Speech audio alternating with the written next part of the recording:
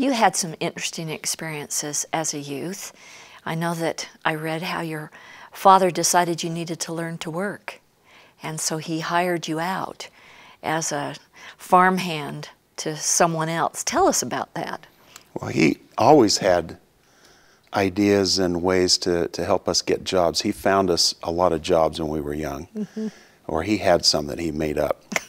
I actually didn't find out till I was in my late 30s or early 40s that at least one of the jobs that he had found for us was with a couple that was actually losing their ranch. They were struggling financially. And he had given them the money to pay my brother and me when we worked for them. I didn't know that. And it was a bad job too. We didn't really enjoy it very much. And I asked him about that. Why would you do that? And he said, well, it really wasn't about the money. I wanted some boys that knew how to work. And I've thought about that a lot, that in his mind, he had the long view for children. He was making decisions to help them way down the road. And it was less important to him that we'd complain as he drove us to this ranch to start work and then pick us up in the evening. He didn't care as much about us complaining as he did knowing that he wanted something better for us down the road. And that's really been an impression on me as a father, to try to make decisions based on what's best for those children in the long run, rather than just what makes life easy right now for me as a parent. Yeah, interesting. Yeah. How about your mom? How did your mom influence you? My mom was a great lady. She was the daughter of some immigrant converts from Switzerland that had moved to Logan, and then they found each other and married there. My grandparents were never very wealthy. They never had a car, but their whole focus in life was the gospel and raising their children. In fact, my grandmother's life history, she wrote a little life history. And she said that she told about the time when a daughter was born to them, and they were so disappointed because they wanted to have 6 sons that could go serve missions and help pay back the Lord for them finding the gospel. That little daughter was my mother. Oh, and they were so disappointed. And yet my mother grew up, got married. She had 6 sons and a couple of daughters. And my mother and father actually ended up going on a mission. And I don't know how many missionaries come from my mother, but a lot of missionaries over the generations. But so my mother was very interested in the family. She loved her children. She actually was on the faculty of 2 universities before she got married and had children. She was in child development. So she was educated. She'd been to graduate school. And she was a terrific mother. She loved those children, and she focused on us and tried her best to help us learn what we were supposed to learn.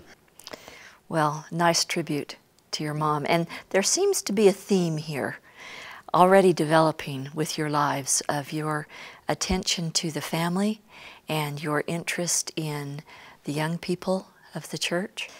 Were there any others in your youthful years, or even in childhood, any other individuals that had a significant influence on you? Have you got hours? You're just smiling. I can see we've hit a button here. Well, there are just so many. I don't know how you can ever even imagine all the people that influence you. You know, your parents are always a huge influence. Sure. But it's interesting that Paul's parents were such an influence on me.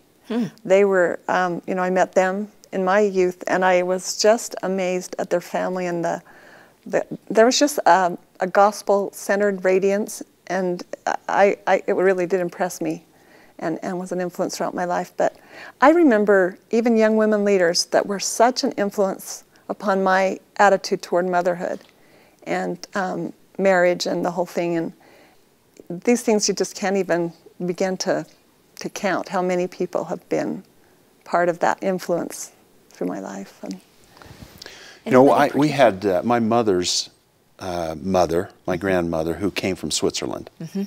She lived about a half a block away from us, and as she got closer to dying and her health went downhill, she actually lived with us part of the time. So I got very close to her.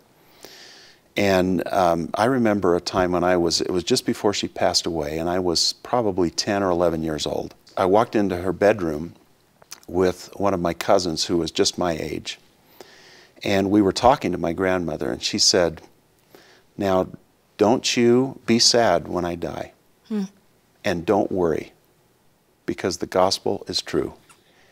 And I remember thinking about that over the years. That really epitomized how she felt about things. She knew the gospel was true. She was a convert to the church, and she was as dedicated to the gospel of Jesus Christ as anybody I've ever met. And she really felt that way. She had an influence on me.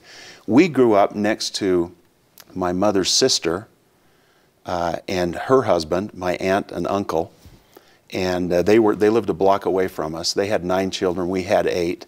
We were all about the same age, and it was a zoo and a lot of fun. We played night games. We just so we grew up with the Homestead family, and we just loved them.